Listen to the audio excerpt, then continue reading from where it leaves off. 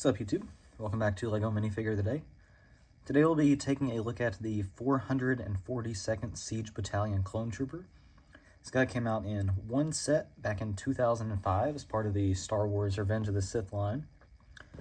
Guys, I've always really liked this minifigure. This was one of the few clones I didn't have growing up. I'm really glad to have it now. I love the green markings on this guy. Obviously, he shares a lot of design cues with other clone troopers that released around the time, notably the helmet mold and the majority of the printing. Talking about the helmet mold, I've always really liked this helmet mold. I think that the new one today is great.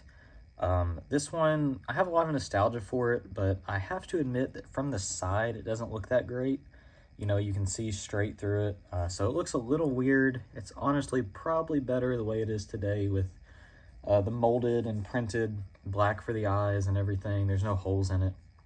Because, I mean, this one obviously just has a hole for the visor, and then you can just see the plain black head through it. But I think it still works pretty well, and I guess it allowed LEGO to get some more detail at the time out of it than they could have otherwise. The printing on the torso is pretty good.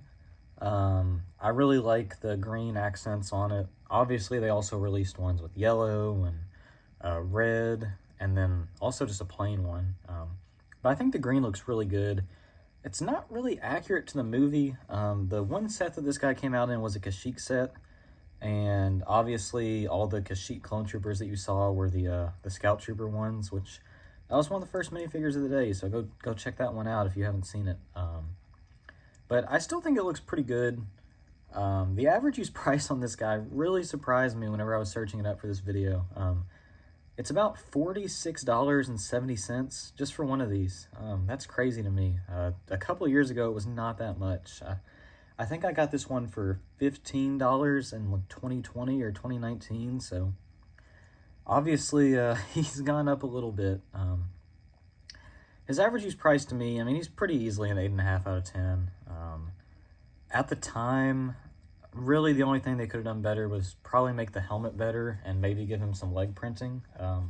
That was something that all these older clone troopers, don't get mad at me in the comments, clone troopers desperately really needed, with some leg printing and probably some arm printing as well. Both of those things were decently common by 2005, so I really think they could have really stepped this minifigure up.